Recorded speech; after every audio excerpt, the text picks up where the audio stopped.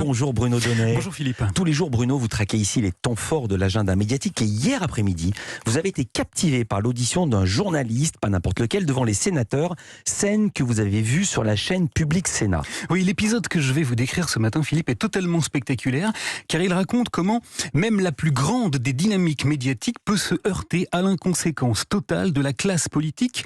Je vous explique. Victor Castanet, c'est l'auteur de ce livre Les Fossoyeurs, dont vous avez très certainement entendu parler puisqu'il dénonce le fonctionnement parfaitement abject des EHPAD du groupe Orpea. Ces révélations ont été reprises partout et hier après-midi, les sénateurs l'ont donc reçu dans le cadre d'une vaste commission d'enquête. Mes chers collègues, dans le cadre de la mission d'information sur le contrôle des EHPAD, nous entendons cet après-midi M. Victor Castanet, journaliste. Alors d'un point de vue strictement médiatique, cette séquence-là vient refermer une boucle absolument parfaite. Puisqu'après qu'un journaliste a enquêté, raconté, dénoncé des agissements odieux, après que son travail a été promu et prolongé par l'ensemble des médias, c'était au tour de nos camarades politiques de prendre le problème à bras-le-corps et de montrer sur leur propre chaîne de télévision, Public Sénat, de quelle manière ils travaillent. Bravo pour la grande transparence et pour le fonctionnement démocratique aussi. Le hic, c'est que si cette séquence est médiatiquement impeccable, elle est politiquement dévastatrice. Oui. Pourquoi ? Eh bien, tout simplement parce que Victor Castanet l'a dit hier aux sénateurs, ce qu'il y a de plus choquant dans son enquête est très précisément du ressort de tous ceux qui tiennent les manettes de la République. Pour moi, peut-être le plus important, et le plus important notamment pour les députés, pour les sénateurs, pour l'État, c'est la gestion de l'argent public. Le vrai sujet de mon livre, c'est la manière dont ce groupe a géré l'argent public.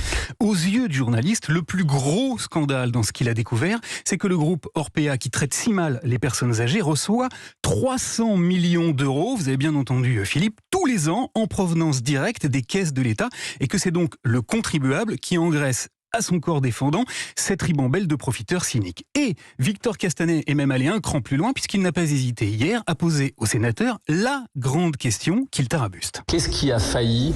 Qu'est-ce qui a été défaillant pour que l'État, qui a pourtant un grand nombre d'autorités de contrôle, ne puisse pas être en mesure de mettre au jour ce système qui dure depuis 20 ans. Voilà, en d'autres termes, le journaliste leur a demandé, droit dans les yeux, comment le système politique qu'ils sont pourtant chargés de réguler et de faire respecter avait pu déconner aussi longtemps et dans de telles proportions.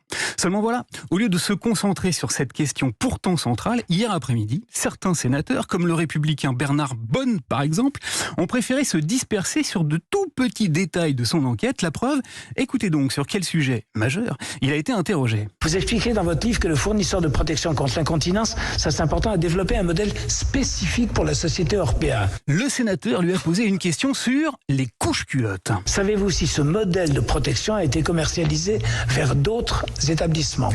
Or, ce que questionne Victor Castanet, ce ne sont pas les couches culottes, mais bien les couches de responsabilité politique qui se sont montrées totalement incontinentes et qui ont fui dans les grandes largeurs depuis tant d'années. Car ce que dit le journaliste devant le Sénat, c'est qu'aucun des systèmes de contrôle qui existent pourtant n'a jamais fonctionné.